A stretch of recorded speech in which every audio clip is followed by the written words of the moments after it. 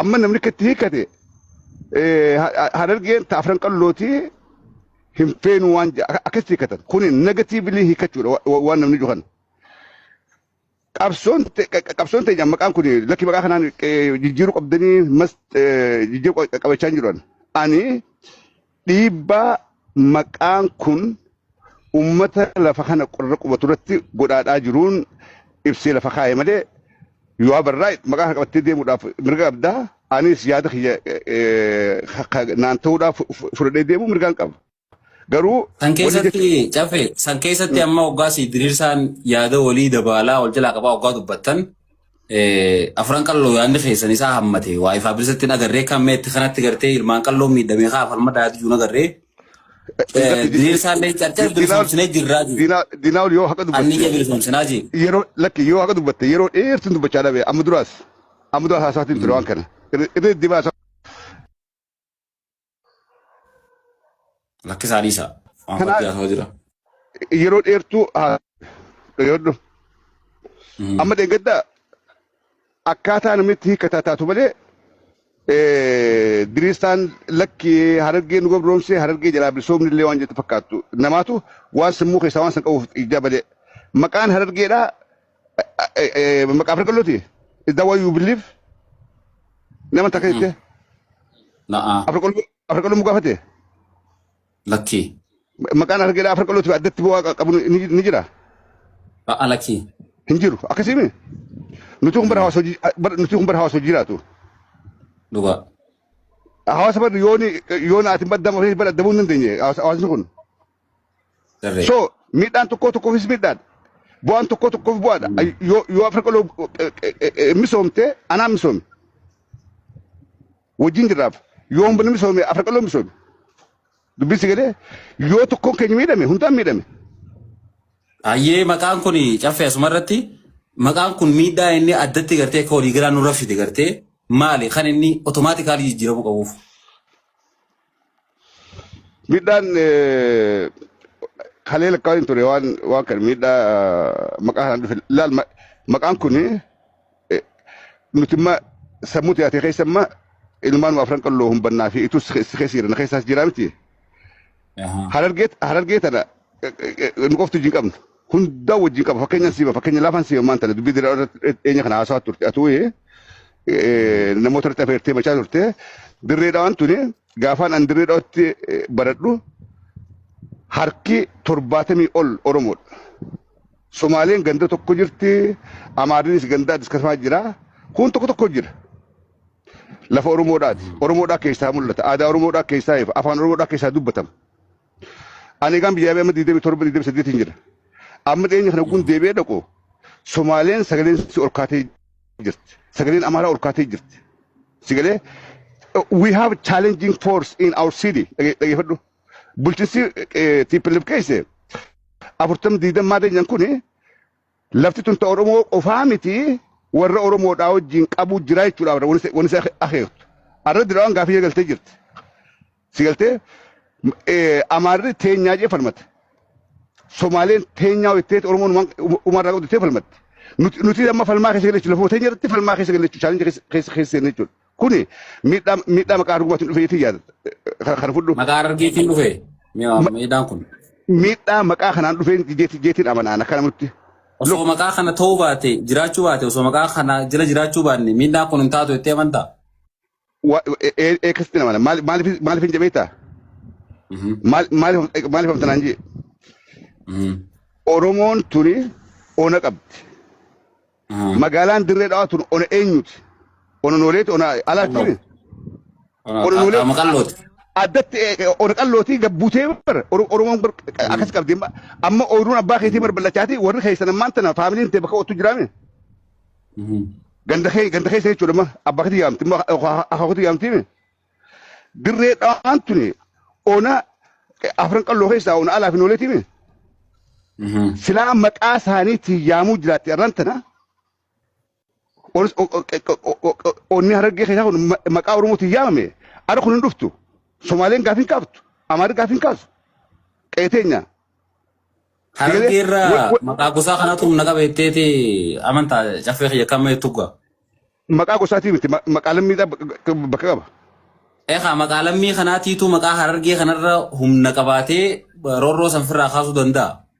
Abbummaa dhibse ownershiippii dhibse maqaan afran qalloo go'ette immoo afran qalloo go'ette ownershiippii afran qalloo ibsa beekee dhageeffadhu. I don't know akkatti kattanaaf hin galu ownershiippii afran qalloo ibsa. Sigaltee aanaa meettaa hogguu jettu ownershiippii Oromoo keessaa gosa meettaadhaati ibsame. Akkasii bar manni kee mana diinaa oolu guute you own this house bar mana si qabame manni kun mana diinaa oolu. An dhufee mana kee jechuun danda'a diinaa oolu yaamu jira. Dandeessa. Arra lafti teenya wanni mudachaadhaa jiru yoo dhugaa dubbanne waan akkanaa kanaatu chaalenjiin amma lafti teenya jijjigaa gad dabartee eessaa eessi deemte miilaan keessa deemee kadhu makiinaanii miti. Look lafti karaa niyyaa kanaan lafti amna guyyaa tokko geessuutu Somaaleen gubbaa jira. Sigalaa yoo lafa maqaa keetii yaamtu diinni weerarullee keetti beekamti beekadhu. Dhiibbaa akkanaa kan qabaata. Amma qaar argeedhaa overnight haa jijjiiraadhaa yookaanis anjibbeetii namni cufti jibbuu qabaa yookaan rakkoo isaa namni overnight keetu waan marku qabaa isaan jiru. Garuu waan kana yoo dhugaa dubbanne at least amma waan jiru kana nuu beekteef keessatti for some reason maybe zaan isaa ammaa miti yookaanis yeroo hin geenye yookaan jechuun malcheef keessatti garuu waan amma siimu kana dhugatti akka beektu hin beeka. Okay, waan kana dhugaadha ni hin beekan illee ni ammoo qabatamatti wanti jiru maqaan Harargeedhaa horis dura dubbachaa turelleen maqaan kun humna teenya tokkoomsee nu jabeesse malee addatti miidhaan nurra fide hin jiru ammatti maqaa kana firaa jijjiiruun akkuma nuti qircatti addaan baanee diinaaf salphannu nu taasisaa malee bu'aa takka nuuf hin qabu jechaa ture horis dura turan hundinuu yaada kan akkamiin ilaalta. Sun maybe serious debate barbaaddi debate warra waa hubatu. Dibbeetii warra siyaasaadhaa, dibbeetii manguddoodhaa, dibbeetii hayyootaa barbaaddi. Waan tiktok gubbaa teenyee anaafiti yookaan ijoollee wal arsitee warra Harargee warra Maadaa dhufu osoo hin ta'in dhugumaan gad ta'anii dibbeetii hayyoonni godhan gartee warreen siyaasaadhaa godhan. Hawaasallee marachiisan. Garuu ajandaa kanaatu dhiifama jaffee xiyyaa ajandaa kanaatiitu gartee gara sooshaal miidiyaatti facaafamaa jira. Amma atillee guyyaarraa osoo takka hin ciqilfanne takka darbitaa fi diriirsaalleen takka katabaa fi wayi darbaa fi jirtan uummata kanaaf osoo isin dhugumatti keessaan hayyoota wajjin mari'attanii gartee waan kanatti hojjettanii gartee maqaan rakkoonsaa mul'atee kan jijjiiramu taate namni illee gartee asirratti konfiyuuzin ta'e. Amma eegee isin sooshaal miidiyaa irra fiddanii gartee waa darbitan namni illee gaafii kaasuudhaaf mirga qabaachuu keessaatu dirqama waan taateef.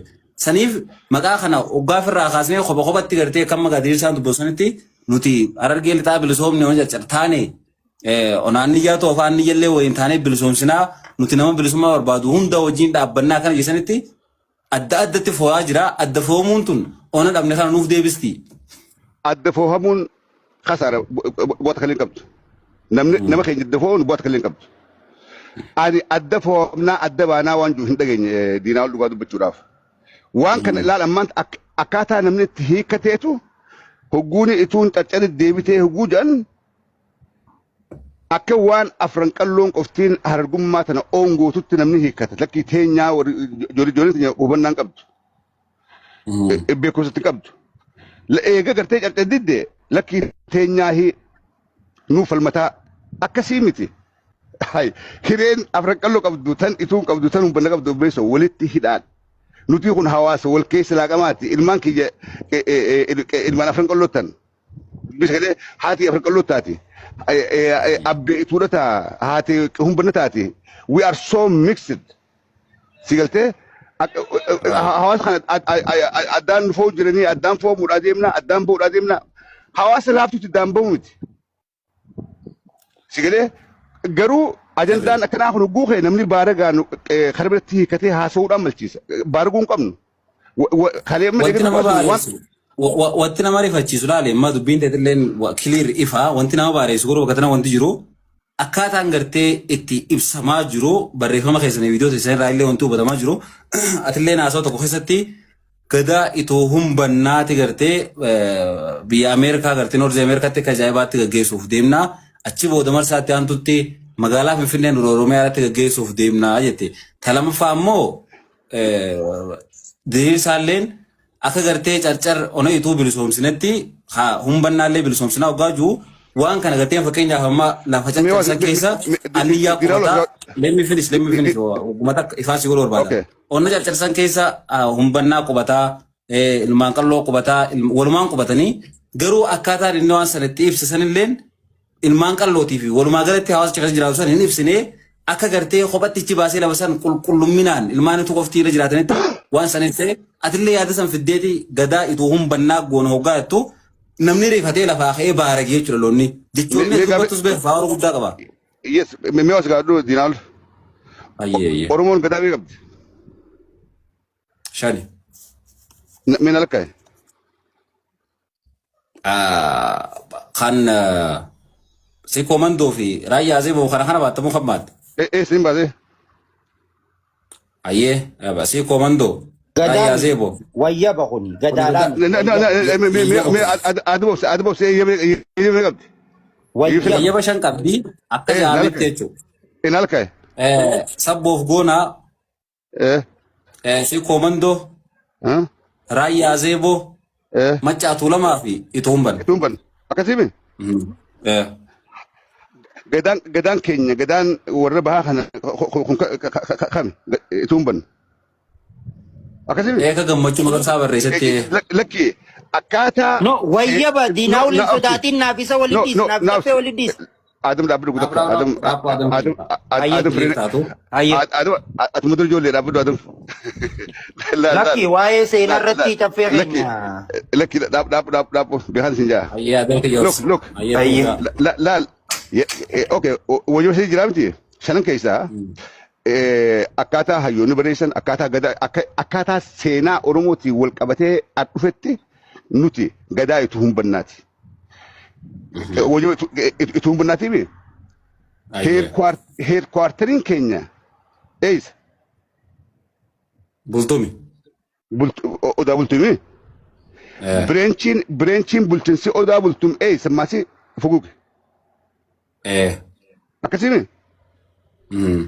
Kun duuba waan an uumee jee beeku yoo an uumne waan seenaan dhufe waan kitaaba meeqaan tabaritti barreeffame waan hayyoonni meeqaan barreesse amma boronoo maal nu beekan itti humban nu beekan.